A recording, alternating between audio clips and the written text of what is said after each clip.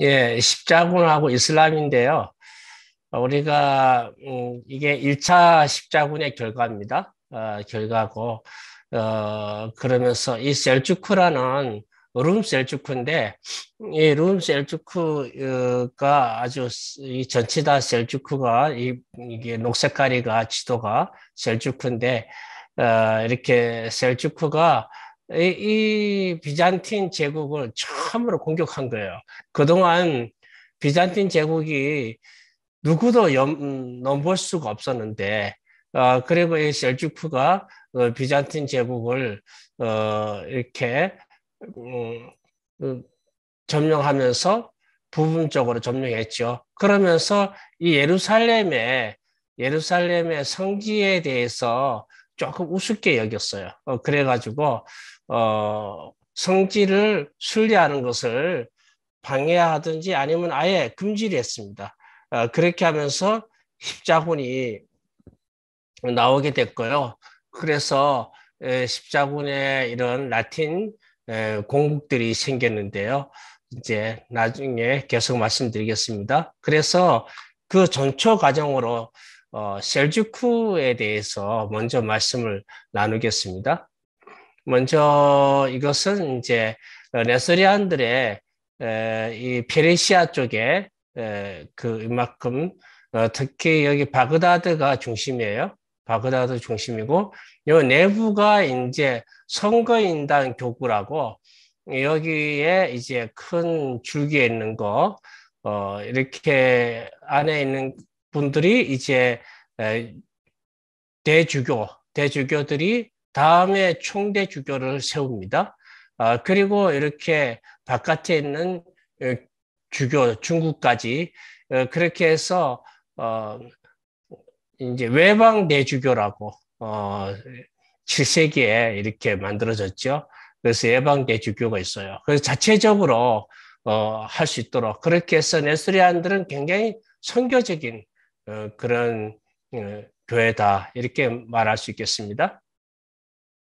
그 다음에 이제 우리가 십자군인데 1095년도부터 1291년도 거의 200년 가까이 십자군이 있잖아요.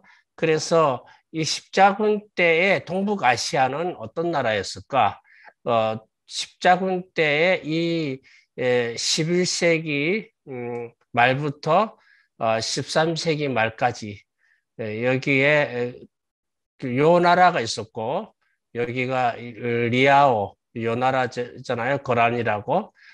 그리고 이 나중에 카라키타이가 되고 금나라 때문에 주르치엔족들이 이렇게 해서 금나라 또 금나라 다음에는 몽골이 차지하고요. 그 다음에 이제 밑에 이제 송나라가 있잖아요. 그 앞전에 이제 당하고 사이에 오호 십국이라고 있잖아요. 그리고 송이 있었고, 그리고 옆에 이제 서하라고 탕구트가 있었고, 티베트 있고요. 그 다음에 우리 한반도에 그 앞에는 통일신라가 있었죠. 그 다음에는 이제 발해가 있었고, 통일신라가 있었고, 음, 그리고 이제 십자군 원정 때에 그 이슬람 왕조는 그럼 어떤 나라였을까? 이슬람 왕조는 우리가 잘 알듯이 아바시드 왕조가 있었는데 아주 이제 약해졌고 칼리프 종교적인 일만 이제 남아 있고요. 카라카니드 왕조가 있고요. 이게가 카라카니드. 그 다음에 가즈나비드. 그 다음에 이게 이제 이슬람 왕조가 되겠습니다. 부이들은 이제 아바시드 왕조를 무너뜨리고 잠깐 통치를 했습니다. 그렇지만 칼리프는 종교적인 일은 계속 아바시드 왕조에다가 위임을 하고 자기들은 아미르라고 그러고 그래서 순위파는 아미르 그리고 칼리프 되고 그 다음에 시아파는 이제 그 여전히 그 이맘이라 그러죠. 이맘. 그렇게 하고 호레즘이 있고 여기에 호레즘이 있고요. 그다음에 소그지아나 호레즘이 있고 여기가 이제 셀주크인데요. 여기가 카스피해고 여기 아라리잖아요. 여기가 오구주 음, 크레이트 오구주족들이 여기 나중에 이제 셀주크로 세워서 투르크 민족들의 기원이 어디서 있나 여기 오구주 크레이트족 오구주 케레이트죠. 그러니까 투르크 지형지. 투르크 사람들이 여기서 이제 오는 거예요. 요 위에서 북방에서 쭉 와서 여기 이제 지금은 터키가 형성되는 것입니다. 그 다음에 그때 이제 셀주크가 왕성하게 하면서 이집트에는 이제 아유비드 그 우리가 아유비드 살라딘이라고 있잖아요. 아유비드 그 다음에 아유비드 다음에 이제 맘누크, 그리고 맘누크 그 이전에는 아유비드 이전에는 파티마잖아요. 그렇게 해서 십자군의 그때에 유럽은 그러면 어떠했나? 아직 비잔틴 제국이 이렇게 아직도 든든하게 있잖아요.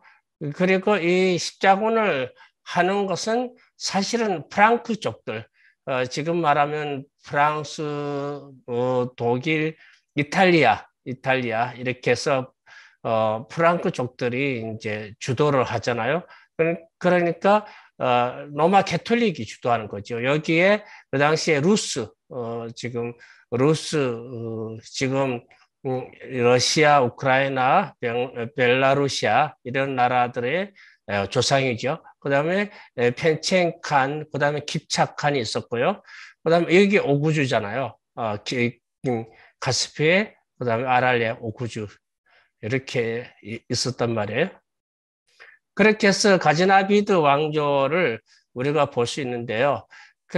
가즈나비드는 977년도에 투르크족의 술탄이 아프가니스탄, 지금 아프가니스탄에 있는 바그다드가 있고 여기에 보면은 가즈나가 있어요. 가즈나. 여기 지금 아프가니스탄이 엄청 가난하고 이상한 나라 됐잖아요. 거기에 옛날에는 이 가즈나라고 아주 큰 도시가 있었습니다. 여기서 이제 누가 가즈나를 차지하냐에 따라서 인도까지 차지하는 거죠. 그래서 가즈나비드가 있었습니다. 그 앞에는 쿠산 왕조가 있었고 우리가 잘 아는 복음을 전하러 갔던 헤프탈 족속들이 있었고 그 다음에 이제 13세기, 14세기 넘으면서 몽골의 차카타이가 이제 차지하게 되죠. 그리고 여기서 이제 티무르 제국이 생겨지고 그 다음에 티무르의 5대손 바부르가 이 무굴 제국, 우리가 말하는 인도 무굴 제국을 세우게 됩니다. 그 다음에 이제 그래서 그 다음에 이제 셀주크라는 사람이 있었는데 사실은 기독교인이었어요. 케레이트족, 오구주족들은 다 예수를 믿었습니다. 여기에 카스피아하고 아랄리아 사이에 크리스찬들이었습니다. 크리스찬들이었는데 이제 이들이 여기 카라카니드의 용병이었어요. 용병으로 있다가 셀주크라는 사람이 그의 후손들도 다 기독교 이름들이었습니다. 셀주크의 아들들 미하일, 그다음에 아르슬란, 모세겠죠. 유노스 뭐 이런 이름이 그리고 손자도 다우드라고 다윗이잖아요. 다윗 그렇게 했는데 이제 셀주크라는 사람이 용병으로 있다가 여기 가즈나비드를 가즈나비드 앞에는 사마니드라는 이슬람 왕조가 있잖아요. 거기 사마니드 왕조하고 동맹을 맺습니다. 여기 용병으로 있다가 동맹을 맺으면서 985년도에 무슬림이 됩니다. 무슬림. 사마니드 왕조는 우리가 말하는 모하마드, 그 다음에 여기에 이 아라비아 모하마드, 그 다음에 여기에 30년간의 그 칼리프, 그 다음에 100년간의 우마야드, 그리고 그 다음에 아바스 왕조 있잖아요.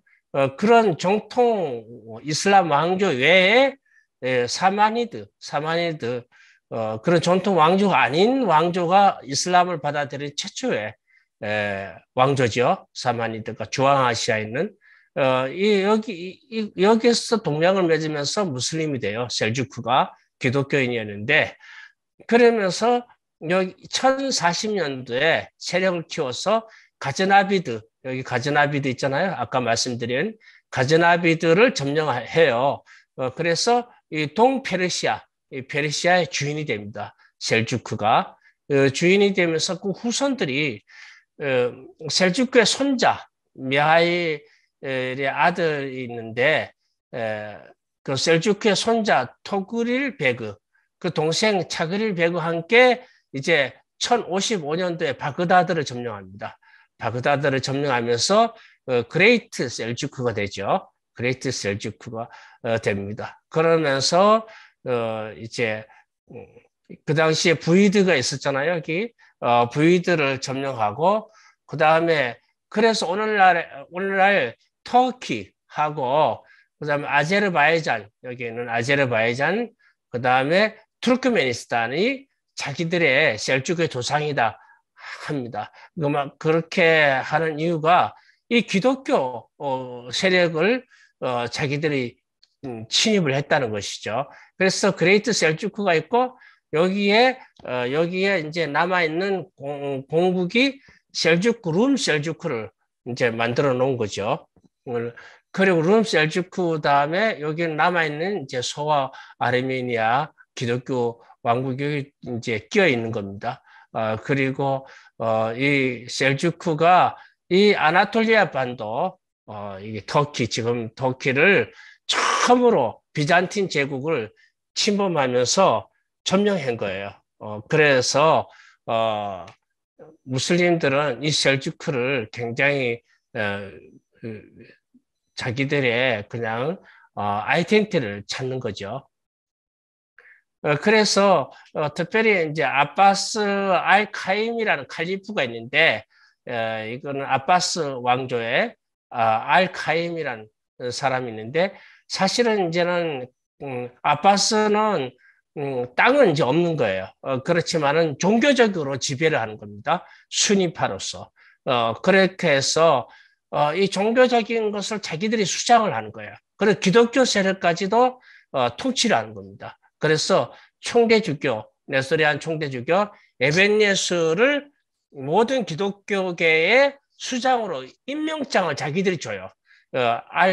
알카임이 줘요. 임명장을 주면서 그렇게 하면서 또 셀주크 왕조의 투그릴 베그, 아까 투그릴 베그 나왔잖아요. 1055년도에 바그다드를 점령했잖아요. 그 투그릴 베그에게 그 아미르 대 슈탄이라는 것은 칭호를 줘요. 그러면서 그리고 자기 토그릴 베그의 여동생하고도 결혼하고 그리고 그렇게 함으로 통해서 기독교 세계에서는 암흑기가 되는 겁니다. 이 아바스 왕조의 알 카임이 칼리프가 이제는 종교적인 일만 하는 거예요. 그렇게 되면서 그 다음에 이제 그래서 셀주크의 초대는 토그릴 베그인데 토그릴 베그의 조카가 사실은 토그릴 베그의 동생, 자기는 자녀가 없었어요. 그래서 동생의 아들 알프 아르슬란을 세웁니다. 그렇게 해서 기독교 아르메니아 조지아, 그러면서 이 셀주크는 기독교 영역들을 점령하기 시작한 거예요. 그동안 기독교 영역은 침범하지 않았거든요. 아르메니아라든가 조지아라든가. 조지아도 점령하기 전까지는 기독교 믿음이 좋은 지역이었습니다. 그리고 이렇게 비잔틴 제국이 이 예루살렘을 꼭 쥐고 있었기 때문에 네스리안들은 예루살렘의 순례의 교회를 세울 수가 없었습니다. 그러나 이제 셀주크가 예루살렘을 통치하면서 네스리안들은 예루살렘에다가 순례 교회를 세웠습니다. 1065년도에 그렇게 세우고 1068년도에 룸 셀주크로 세우고 1071년도에는 황제 로마누스 4세를 포로로 잡습니다. 여기 지금 여기에 반 호수가 있고 그다음에 우르미아 호수가 있어요. 나중에 티무르 제국 이후에는 네스리안들이 많이 축소되면서 이 산간 지역을 도망가는데 그래서 여기에 만지케르트에서 1071년도에 여기에서 황제 로마누스 4세를 포로로 잡습니다. 그렇게 하면서 이 룸 셀주크를 세우게 되고요. 비잔틴 제국이 여기 다 통치하고 있었던 이 지역을 그렇게 하면서 이제 그 셀주크, 그레이트 셀주크가 됐고요. 그리고 대셀주크 제국이 되고 여기에 룸 셀주크가 세워지게 됩니다. 이렇게 룸 셀주크가 세워지면서 이제 우리가 말하는 투르크의 그 제국이 지금 말하면 터키가 세워지는 겁니다.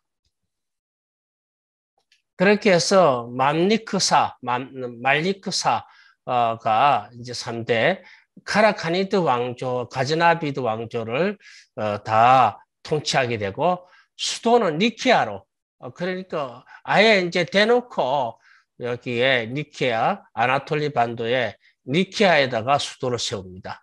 그렇게 하고 1079년도에 이집트 시아파 파티마 왕조의 예루살렘을 점령합니다. 그동안 파티마 왕조는 시아파지만은 예루살렘에 기독교인들이 순례하는 것을 허용했거든요. 그러나 이제 1079년도에 말리크사 1세가 예루살렘을 점령하면서 성지 순례를 금지합니다. 그렇게 해서 이제 서구에서는 십자군을 이제 조직하게 되죠.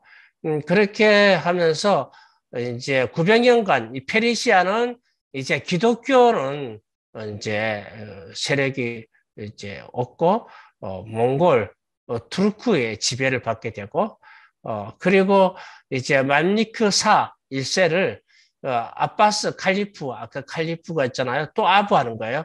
동방과 서방의 술탄이라는 칭호를 줍니다. 그러면서 이 말리크사의 코란을 읽는 모습이잖아요. 그래서 이제 분열 셀주크 만리크사의 후손들은 이렇게 분열됩니다. 이렇게 분열돼서 말리크사의 사망 이후에 그의 아들들과 친척들 사이에서 분열이 돼서 이 분열될 때 1092년도에 분열될 때 십자군이 들어오죠. 십자군이 들어오고 그리고 사실은 이 호레짐사가 1157년도에 이 셀주크를 점령합니다. 그래서 여러 셀주크가 세워지게 되죠. 그래서 십자군의 발단, 십자군의 원인은 뭔가? 1009년도에 파티마 6대 칼리프 하킴이 예루살렘의 성묘교회를 파기합니다. 이거는 원인은 아니지만은, 이제, 그렇지만 200년 전에 신성 로마 황제 샤르마누와 아바스 시드 5대 칼리프 하룬 알 라시드하고 조약을 맺었습니다. 예루살렘에 이때는 이제 아바스 왕조가 예루살렘을 통치하고 있었잖아요. 그때 기독교 순례자들을 안전한 예배를 드릴 수 있도록 조약을 맺었는데 이 셀주크들 제국에서는 그 예배 드림을 거부했어요. 그렇게 하면서 11세기 말에 메소포타미아 무슬림들의 통치 500년이 지났지만은 시리아 원래 원주민들은 명목상 무슬림이지만 굉장히 기독교 특성이 있었잖아요. 그러니까 500년 이전에 한 600, 예수님의 초대교회 때부터 이 시리아 쪽에는 다 기독교가 왕성했잖아요. 그렇지만은 막상 십자군이 왔을 때 별로 시리아 사람들이 감동을 받지를 못했습니다. 왜냐하면 시리아 원주민들은 십자군의 11세기 유럽의 기독교 문화라든가 특히 과학이나 의학이 아파시드 때의 아랍 페르시아 문화보다도 더 열등하고 다소 야만적인 것에 대해서 굉장히 충격을 받았다 그래요. 그래서 첫 번째 십자군인데 우르반 2세가 1095년도에 클레르몽 공의회에서 투르크계 셀주크 왕조로부터 성지를 탈환하자 그렇게 하면서 참여하는 사람에게 면죄부를 준다. 면죄부, 죄를 속해주는 거죠. 그래서 54년도에 동서교회 분열을 재통합할 목적도 있었습니다. 재통합. 1054년도에 로마 캐톨릭하고 그 다음에 동방종교회, 그리스 동방종교회하고 나눠졌잖아요. 그러니까 그리스 언어권하고 라틴 언어권하고 나눠진 겁니다. 사실은 나눠지는 이유가 여러 가지 있었습니다. 여러 가지 있었지만은 자세한 거는 또 아시아 교회사하고 또 멀어지기 때문에 1097년도에 프랑크 십자군이죠. 프랑크족들은 로마 캐톨릭입니다. 오늘날도 프랑스, 폴란드, 이런 스페인 이런 나라들이 그리고 그들이 식민지 지배했던 곳들 다 로마 캐톨릭이 되죠.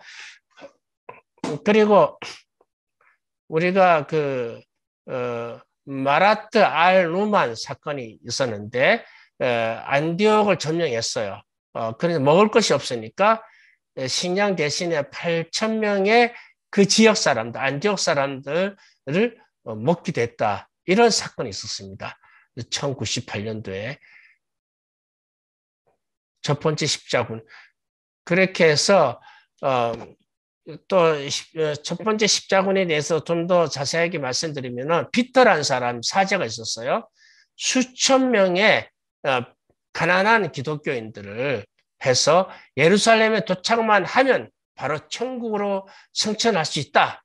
이렇게 군중 십자군이라 그래요. 그런데 이제 96년도에 십자군이 출정하기 전에 독일에 있는 유대인들을 학살합니다. 이것을 라인란트 학살이다. 유대인들이 고리대업을 많이 하는 모양이에요. 그래서 유대인들을 미워하니까 먼저 죽이고 떠나는 겁니다. 그래서 97년도에 백작 레이몬드, 그 다음에 보헤몽드, 그의 조카 탕크레드, 그 다음에 고드 프레이드, 그의 조카, 그의 동생 볼드윈. 나중에 볼드윈은 예루살렘 통치자가 되죠. 그렇게 해서 5명이 10만 명의 십자군을 인도합니다. 그렇게 해서 사실은 비잔틴의 알렉시오 1세도 셀주크가 쳐들어오니까 두려운 거예요. 그래서 그러면은 너희들이 와서 나를 좀 도와달라 이렇게 말한 겁니다. 그렇게 해서 겸사겸사 왔는데 결국은 에데사 백장령, 안디옥 공장령, 예루살렘 왕구, 트리폴리 백장령을 세웁니다. 성공했죠.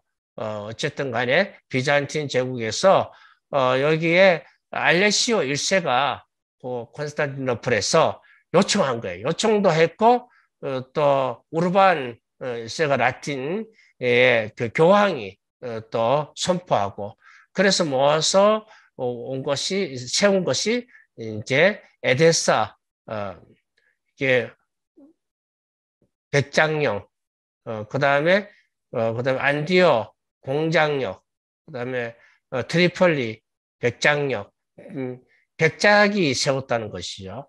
그리고 예루살렘 왕국. 나중에는 시프러스는 이제 우리가 유명한 제3차 할 때, 십자군 때 유명한 사자왕, 영국의 사자왕이 와서 여기에다가 시프러스 공국을 세웁니다. 그 다음에 이제 어쨌든 간에 로마 교황은 기독교 통일을 회복하기를 원했어요. 아시아 기독교는 뭐 기독교라 생각하지 않고 어쨌든 동방 정교회를 다시 흡수하기를 원했습니다. 그래서 라틴 십자군은 시리아 원주민 기독교인 즉 네스토리안과 야고파, 아르메니아 종교회, 그리스 종교회, 시리아 종교회, 마론파 등을 로마에 순종하지 않는 사람으로 취급하면서 이단에 대한 불관용했습니다. 그래서 아시아 기독교가 돌아오도록 공부했고요. 마론파가 로마 가톨릭으로 흡수됩니다. 그래서 4만 명의 마론파가 십자군에 가입하게 되고 그렇지만 시리아식 의식을 유지하도록 조건을 달았고요. 야고파와 아르메니아파도 십자군을 해방자로 이겼습니다. 그들의 주교를 라틴 교권에 속하도록 했고요. 그러나 네스리안들은 속하지 않았죠. 십자군을 통해서 교황권이 더 강화되도록 하는 것이 목적이었습니다. 그렇게 해서 아까도 에데사, 그 다음에 안디옥, 그 다음에 트리폴리, 그 다음에 예루살렘, 그 다음에 사이프러스. 그래서 두 번째 십자군은 모술의 그 무슬림 아틴 쟁기가 알레포와 에데사를 공국을 함락시킵니다. 여기에 아틴 공국이 그래서 이마드 아틴 쟁기가 그래서 버나드가 십자군을 주장시켰어요. 그리스도의 전투사로서 이교들과 싸우는 것은 주님을 이해합니다. 악인을 처형하는 것은 살인이 아니고 말하자면 악을 죽이는 것이다. 이렇게 말하는 거예요. 그러면서 프랑스 왕 루이 7세, 독일 왕 콘트라트, 그리고 다마스커스를 향해서 진군하고 그러나 패배했어요.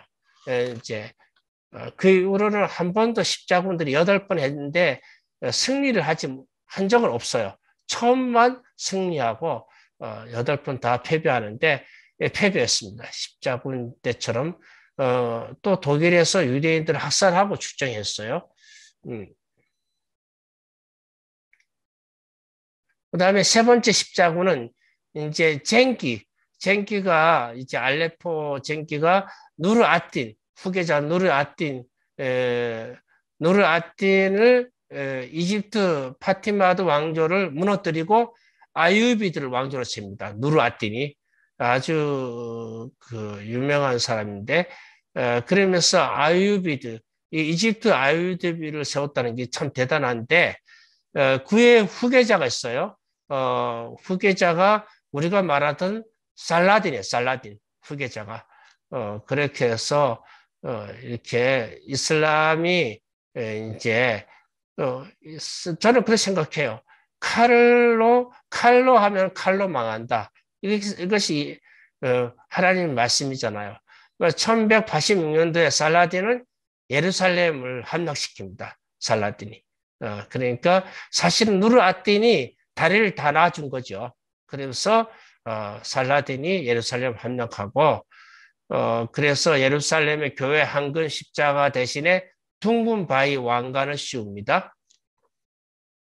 1187년도에 교황 우르반 3세가 예루살렘이 다시 함락됐다는 소식에 죽습니다. 그래서 후임으로 그레고리 8세가 세워지고 십자군을 발족하죠. 그것이 세 번째 십자군입니다. 그래서 도착했는데 여기에 아크레 예루살렘 위쪽에 아크레에 도착하고 영국의 사장왕 리차드가 키프루스 아까도 3차 십자군 때 여기 키프루스에 공국을 세우죠. 리차드하고 사실은 리차드가 이 살라딘하고 어쨌든 서로 존중하면서 사이좋게 잘 지내서 예루살렘 성 순례를 허용하는 것으로 해서 3년간 휴전 협정을 했습니다. 이렇게 사자왕 리차드하고 살라딘하고. 네 번째 십자군인데요. 네 번째 십자군은 참 굉장히 참 불행한 일이죠. 교황 이노센 3세가 십자군 원정을 조직했는데 베네치아, 이탈리아 베네치아에서 조직해서 그다음에 콘스탄티노플을 점령합니다. 콘스탄티노플을 점령하는데 아니 왜 예루살렘을 점령하지 않고 이 동방 정교회를 파괴합니다. 그리고 시민들을 학살하고 약탈하고 그리고 동방교회를 로마 가톨릭으로 귀속시켜요. 그러니까 이렇게 무력으로 귀속시키는 거예요. 그러면은 모하마드하고 똑같은 거 아니에요? 그래서 로마 가톨릭이 칼로 종교화 시키는 거죠. 모하마드도 그렇잖아요. 칼로 종교화 시키고. 어쨌든 간에 이렇게 콘스탄티노플의 라틴 제국을 세웁니다. 데살로니가 왕국도 세우고 모레아 공국, 아테나 공국, 에게 니소스 공국 이런 공국들을 여기다 세우는 거예요. 그래서 니케아 공국, 그 다음에 여기 라틴 공국 세우고 왕국을 세우고 여기에 데살로니키 공국을 세우고 그 다음에 여기에 여러 공국들을 닉소스 공국, 에게 공국들을 세웁니다. 그리고 프란시스코와 도미니카, 우리가 잘 아는 프란시스코에 대해서 긍정적으로 보잖아요. 참 훌륭하죠. 탁발성으로서 훈련을 하는데 십자군하고 같이 동참합니다. 그럼 나중에 동방교회 그 네스토리안들이 있는 지역에 와서 성도들을 빼앗죠. 그런 것이 이들한테 이탁하는 거예요. 프란시스코와 도미니카 훈련이 잘 되어 있는 분들이니까. 다섯 번째 십자군인데요. 교황 이노센스 3세가 이제 4차 라테란 공의에서 그렇게 살라딘의 아유비드 후계자들을 대항하게 소집했습니다. 그래서 헝가리 왕 앤드류하고 오스트리아의 공자 레오폴드 6세 그렇게 해서 갔지만은 8년간의 휴전 협정만 하고 돌아왔습니다. 그때 카이로에 한창 싸울 때 동방에서 다윗이라는 왕이 있었다. 그래서 이슬람을 무찌르고 진군한다는 소식을 들었습니다. 사실은 나이만의 네스토리안 구출루크 왕이에요. 구출루크. 나이만이 복음화 됐잖아요. 나이만 쪽에 그 구출루크 왕이 있었는데 사실은 여의 마지막 왕이었고 소요의 4대 왕이 되는데 나이만 쪽이었습니다. 그 다음에 이제 여섯 번째 십자군인데요. 황제 프레드릭 2세가 십자군을 세웁니다. 그래서 살라딘의 조카 카밀과 평화협정을 맺어요. 그리고 사실은 카밀이 예루살렘 왕이 돼요. 일곱 번째 십자군인데 무슬림들에게 예루살렘이 점령이 됩니다. 그래서 1244년도 무슬림들 십자군 예루살렘 점령이 되고 프랑스 루이 9세가 카이로에 공격을 했지만은 제수로 잡힙니다. 그리고 여덟 번째 십자군인데요. 이제 아유비드 다음에 만누쿠 왕조가 세워지는데 이 술탄 바이바러스 이 사람이 참 대단한 사람입니다. 바이바러스. 그래서 프랑크인들 이 해안에 있는 프랑크인들을 다 내쫓습니다. 그리고 다 뺐습니다. 바이바러스가. 그리고 에드워드 1세 영국의 에드워드 1세가 십자군을 이끌고 성지에 도착했지만 10년간의 광화 조약을 맺고 돌아갑니다. 그래 할 때 이 바이바르스는 트리플리하고 아크릴을 다 함락하고 그래서 여기에 이제 도망가지 못한 사람, 망명 정부는 여기에 시프루스로 도망가죠. 망명 정부를 만들고 도망가지 못한 사람들은 그냥 학살되거나 노예가 되었습니다. 이것을 바이바르스가 했죠.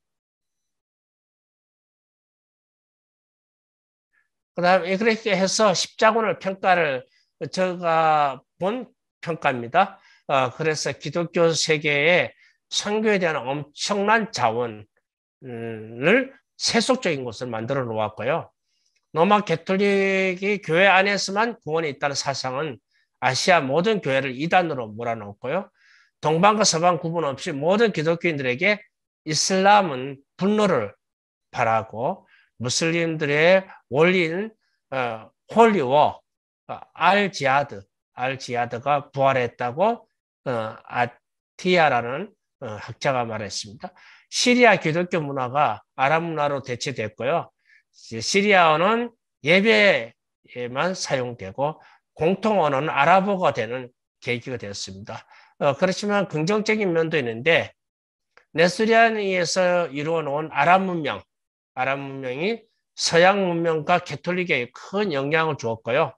지중해 사업과 무역이 번창하게 되는 계기가 되었고요. 영웅주의, 기사도, 신앙심은 중세 문화과 철학에도 영향을 주었습니다. 이렇게 유럽의 봉건 사회를 해치하는 그런 계기가 됐고요. 신앙을 이성으로 해석하는 스콜라 철학이 발전했고 르네상스가 태동하며 항예술도 발달하고 신대륙을 발견하는 계기가 되었습니다. 참고로 이제 볼셰비즘에 대한 십자군인데요. 그 당시에 2차 대전 시기에 독일은 볼셰비즘, 공산당이죠. 다른 이교도 내지는 악으로 규정했습니다. 그래서 유럽이 공산당을 처부수해야 한다는 십자군을 주창하게 됐습니다. 그리고 10차 십자군이라는 것은 부시 대통령이 시작한 십자군이죠. 그냥 이슬람 근본주의자, 과거 이슬람 무장단체를 테러를 하는 그것 10차 십자군이다. 이렇게 말을 합니다. 사실은 전쟁에 속한 것 중에 가장 좋은 것은 전쟁을 끝내는 것 뿐이다. 도덕적인 살인 없듯이 선한 전쟁도 있을 수 없다. 이렇게 바틀리 십자군 전쟁, 그 다음에 아만 말루프의 아랍인의 눈으로 본 십자군의 전쟁, 뭐 이런 책들이 있습니다. 여러분 참고하시고, 제가 이 지도를 내놓은 것은 제일 높은 수입, 이렇게 파란색입니다. 파란색이 우리 대한민국도 파란색이죠. 호주, 일본 이렇게. 그리고 제일 가난한 나라들이 있습니다. 그래서 이런 가난한 나라들, 조금 가난한 나라들 다 지금 이슬람이 지역입니다. 이슬람 지역들이 가난해요. 그래서 우리가 오늘날은 우리가 십자군처럼 그리 안 해도 이렇게 하나님께서 우리를 복음을 전할 수 있도록 좋은 자원을 주었기 때문에 칼로 우리가 기독교를 전파하는 것이 아니라 진짜 우리가 복음으로 전파해야 한다는 것을 말해주고 싶고요. 그 다음에 초기 몽골 제국에서의 교회 부흥인데요. 여기 징기스칸이 있습니다. 그 다음에 아들들 조치와 자카타이, 오고데이, 톨루이가 있습니다. 그리고 조치의 유럽 정복자 바투가 있잖아요. 손자 바투. 그 다음에 베리케, 바투의 동생 베리케. 최초의 무슬림이 됩니다. 그 다음에 오고데이의 3대 구유쿠, 그 다음에 4대는 톨루이의 아들 몽케, 그 다음에 쿠빌라이, 그 다음에 일칸, 페르시아를 세운 일칸, 그 다음에 아리부케, 크리찬 아리부케 이렇게 되겠습니다. 그래서 징기스칸인데 아버지 예수게이 타타르 패권을 도전했고요. 그 다음에 몽골 쿠릴타에서 태무진 징기스칸으로 추대했고요. 그 다음에 탕구트, 최초의 문명국인 탕구트를 점령하면서 이제 서서히 문명 국가들을 이제 정복하기 시작하는데 금나라를 정복했습니다. 웅구트하고 거란을 연합했어요. 금나라. 그 앞에는 금나라의 앞에는 우리가 요잖아. 요 다음에 금. 그 다음에 나이만의 타양칸의 아들 구출루쿠. 아까 구출루쿠가 나이만족의 서요를 이제 점령합니다. 징기스칸이. 그 다음에 호레즘 점령하고 발르 메르브를 점령합니다. 그 다음에 이제 징기스칸은 이제 1222년도에 헤라트를 점령하고 그 다음에 킵착을 점령합니다. 그래서 여기 유럽까지 오잖아요. 이게 1차입니다. 나중에 2차에 바투가 1240년도에 키예프를 점령하면서 1240년도에 이게 2차입니다. 그렇게 해서 몽골의 지배를 피한 곳은 서유럽, 그다음에 인도와 이집트, 일본과 자바 정도로 나오겠습니다. 그다음에 징기스칸과 네스토리안인데요. 징기스칸은 모든 종교인들을 골고루 관리를 등용했는데 나이만을 정복하잖아요.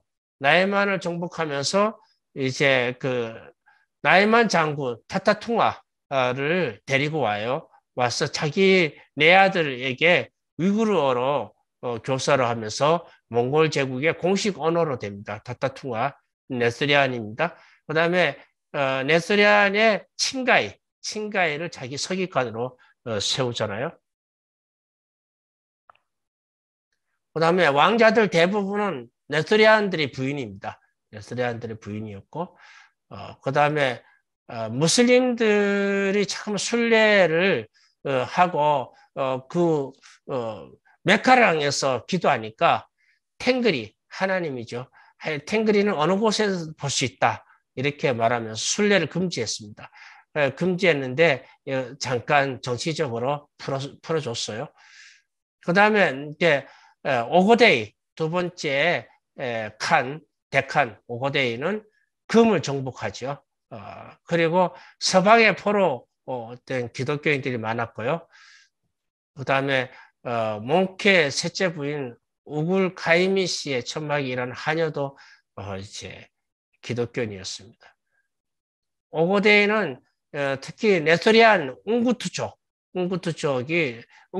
쪽이들이 또 믿음이 좋습니다. 그래서 마경상의 세 아들 삼달 천민 요한안이잖아. 삼달 삼손 같아요. 천민 하늘의 백성 요한 같고 마경상은 금의 사신도 되기도 하고 요한안은 카라콜럼 관리가 되고 쿠빌라이 때 예부상서가 되고 그 다음에 마경산의 부친은 6개의 언어도 능통했답니다.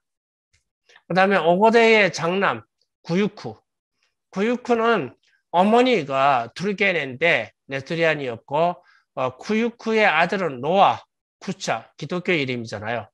구유쿠가 사실은 데칸 중에서 믿음이 제일 좋았어요. 네스토리안 개인 성직자가 있었어요.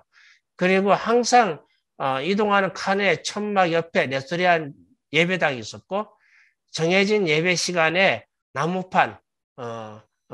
나무판으로 두드렸습니다. 카르피니가 그렇게 얘기를 해요. 그 다음에 이제 구유쿠 때는 구유쿠의 즉위식에 2명의 네스토리안들이 수사가 참여하고 4,000명의 사절들이 있었고 셀주크 술탄이라든가 루시 대공 야로슬라브 그 다음에 중국 고려 왕자들이 왔을 거예요. 그 다음에 메리키트 쪽에 칭가이 수석 서기관이 있는데 이게 징기스칸을 도와서 많은 전공을 세우는데 이 칭가이가 도와줬고요. 네스리안입니다. 그 다음에 카닥이 네스리안 구유쿠를 도와줬습니다. 네스리안 카닥이. 그 다음에 이제 최초의 가톨릭 아시아 선교사인 프란치스코파 플라니 카르피니가 왔는데 1245년도에 교황의 친서를 가지고 도착했습니다. 그러면서 몽골인의 역사에 대해서 썼고요. 그들의 카타시 기독교인들은 자신의 문자로 된 신구약 성경 있었고 그곳에는 교회당도 있었고 그들을 구제도 하고 세례 의식은 없었다 그렇게 말하는데 사실은 세례 의식은 밤에 했습니다. 밤에 네스리안들은 밤에 했는데 못 본 거죠. 그 다음에 이제 카르피니가 얘기하는 것인데 이게 19세기까지 미공개됐어요. 그 이유는 이런 내용입니다. 당신은 우리에게 종속 관계를 제한하였다. 이러한 요구를 우리는 이해할 수가 없다. 당신은 마자르인들, 지금 말하면 헝가리 사람들이죠. 다른 기독교인들의 영토, 가톨릭이 아닌 지역을 공격하였는데 그들의 죄가 무엇인지 나에게 말하라. 부유쿠가 지금 말하는 겁니다. 그리고 당신이 말할 때 나는 기독교인이고 하나님께 기도하며 신문도 멸시도 한다 했는데 당신은 어떻게 하나님께서 기뻐하는 자와 그의 은혜를 분별하는 자를 아는가? 당신은 스스로 군주들의 수장 부유쿠에게 예외 없이 당신의 모두가 좀 더 부드럽게 우리에게 선기를 와야만 하고 경의를 표해야 한다. 이런 내용을 서신을 보낸 거예요. 그래서 19세기까지 미공개됐다는 겁니다. 카르피니가 가져간 내용이에요. 그 다음에 몽골군의 사령관 엘지기데인데 이게 7차 십자군 때 주청한 프랑스 루이 9세에게 네스리안인 다윗과 마가를 통해서 친서를 전달하는데 구유쿠의 어머니가 사제왕 요한의 딸이고 그리고 구유쿠와 자신이 모두 세례교인이고 예루살렘을 탈하는 것을 도와주겠다 이런 제안을 합니다. 천하왕 구유쿠께서는 라틴파, 헬라파, 아르메니아파, 네스리안파, 야고파 등 십자가를 통해서 기도하는 사람들 사이에 아무런 차별이 없다. 그들을 구분하지 말고 기독교인들에게 똑같이 자비를 베풀 것. 이런 내용을 합니다. 참 로마 가톨릭이 보면 좀 얼마나 이게 아시아의 기독교가 이런 아름다운 마음을 갖고 있는지 우리가 볼 수 있겠습니다. 루이 9세는 이동식 예배당을 준비했고요. 그래서 어쨌든 사제왕 요한의 사촌 형제 게리트족 군주 자하칸부 그렇게 했는데 1007년도에 이제 마르쿠스 칸 게리트 마르쿠스 칸이 예수 믿잖아요. 그의 부족들이 20만 명 세례받습니다. 그래서 마르쿠스 칸의 손자가 토그릴이에요. 토그릴은 징기스칸의 아버지 예수계약 의형제를 맺어요. 나중에 토그릴은 태무진 징기스칸하고도 의부자를 맺습니다. 이런 토그릴은 태무진과 타타르족을 물리쳤잖아요. 그 공로로 금왕조로부터 웅칸이란 그래서 웅칸이 서구에서 십자군을 구원해 주기를 원했던 사제왕 요한이다. 이렇게 말할 수 있겠습니다. 그리고 그 사촌 동생 자하칸부하고 징기스칸과 특별한 관계인데 이 자하칸부는 세 딸이 있었습니다. 이박과 베키가 있었고 소르각타니 베키. 이 소르각타니 베키가 유명한 왕후가 되겠습니다. 그렇게 해서 소르각타니 베키에 대해서 말씀드리면은 이게 징기스칸이잖아요. 징기스칸의 4명의 아들 조치, 차카타이, 오고데이, 툴루이. 오고데이의 토르게네 칸, 토르게네가 믿음이 좋고요. 그 다음에 구유쿠가 났잖아요. 구유쿠의 부인 가신. 그 다음에 여기서 소르각타니 베키에서 톨루이, 톨루이 막내 아들, 징기스 막내 아들 톨루이의 소르각타니 베키 부인이 이렇게 몽케 쿠빌라이 훌라부 아리부케를 낳은 겁니다. 그래서 몽케 쿠빌라이 아리부케를 낳았던 이 소르각타니 베키를 헬레나처럼 성실하고 진실한 기독교인이라고 말합니다. 그 황제의 어머니를 지하고는 가장 명성 있는 있고 바투르 지하고는 어느 누구보다도 강하다. 이렇게 칭찬을 듣습니다. 그 다음에 어머니 소르가타니 베키의 신앙 영향으로요, 현종, 몽케가 있고, 그 다음에 쿨빌라이. 쿨빌라이는 이제 관직의 임용 순서를 몽골 사람을 1인자로 두고, 그 다음에 중앙아시아 사람, 폴로 사람들 2인자로 여기고, 만주, 북중국, 그 다음에 남중국 사람들을 제일 하급인으로 여겼는데, 기독교인들이 사실은 상위 두 그룹이 있어요. 몽골인, 중앙아시아인들. 그런 우리가 사실은 만주나 남중국인들에게 복음이 전해져야 하는데 그렇지 못했다는 것입니다. 몽골인들과 외국인들이 한 100만 명이 여기 살았어요. 그래서 북중국에 그러니까 남중국이 7천만 명, 약 3%가 97%를 지배한 거죠. 그런 일이 있었습니다. 쿠빌라이 때의 레스토리안들인데요. 초기 고문 시반 있었고, 그 다음에 서구로 여행했던 웅구투족, 라반 소마의 아버지죠. 라반 소마에 대해서는 다음 주에 말씀드리겠습니다. 그리고 서아시아 출신 이사도 있었고, 이렇게 훌륭한 사람들이 있었죠. 쿠빌라이 때도 이렇게 레스토리안들이 여러 일들을 했었습니다. 그 다음에 유럽인들은 마르코 폴로는 아버지 니콜로 폴로와 삼촌 마페오 먼저 왔었잖아요. 와서 쿠빌라이에게 친서를 전달했는데 그때 쿠빌라이가 우상 숭배자들의 모임 악마에 속한다고 논증할 만한 영향을 갖춘 현자 100명을 파견해 달라고 합니다. 그리고 데카리 어머니 소르가타니 베키의 열망에 예루살렘 성묘에 성유를 가져올 걸 이렇게 했습니다. 그래서 니콜로 형제가 신서를 들고 1271년도에 다시 왔습니다. 그리고 서한 지역에 70만 명 이상의 추정된 믿음이 있는 사람들이 있다고 마르코 폴로가 동방견문록에 말하고 있는데 동방견문록을 꼭 한번 읽어보십시오. 네스토리안들의 예배 광경인데요.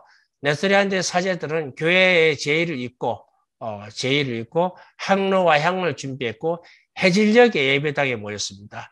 해질녘에 그 다음에 나무판을 두드리며 엄숙하게 찬송을 부르고 함께 예배당에 들어갔습니다. 그리고 엎드려서 이마를 대고 오른손으로 모든 형상을 건드린 후에 형상이 아이콘이 있었던 모양이에요.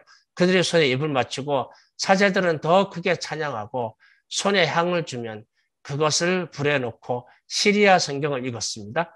날이 밝을 때까지 머리 장식물을 벗고 밝았을 때는 머리에 들어갈 때 머리에 장식 이렇게 수건을 두린 것 같아요.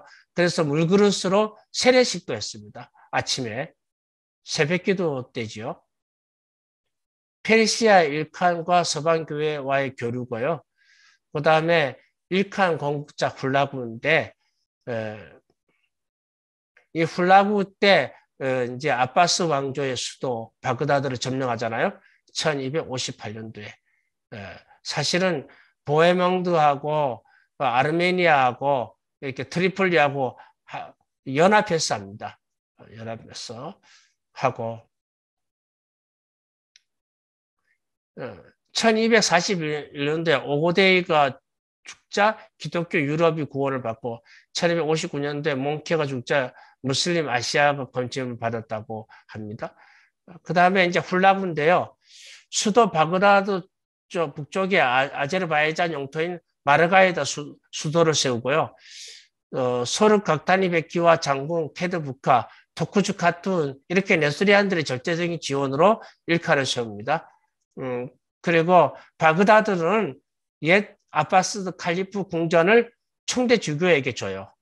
그래서 총대 주교를 특별하게 대우를 해줍니다. 이 시기를 로마 제국의 로마의 평화처럼 타타르의 평화다, 몽골리안 평화다 이렇게 말을 합니다. 그래서 시리아 성경에 이게 훌라구입니다. 훌라구고 독구주 카톤이 있습니다. 이렇게 마침 콘스탄티누스 1세와 성녀 헬레나를 불렀습니다. 이게 시리아 성경의 표지판인데 여기에 훌라구하고 독구주 카톤이 있어요.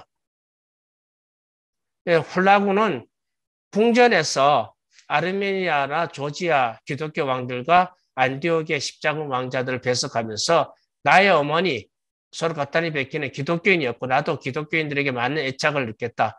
우리는 기독교를 사랑한다. 그리고 우리 종교는 우리 궁전에서 인기가 있는데 반해서 나의 사촌들 베리케를 말합니다. 깁착한국에 무슬림들의 호의를 베푼다. 이렇게 말합니다. 그렇게 해서 베리케하고 전쟁합니다. 그래 교황 그다음에 만누쿠 투르크 왕조죠. 아유비드 왕조 다음에 살라딘 2세 이후에 만누쿠가 바이바러스 그렇게 해서 비바러스하고 싸우는데 케드부카가 죽습니다. 여기서 비바러스를 물리쳤으면은 이집트를 점령할 텐데 기독교가 그게 안 됐어요.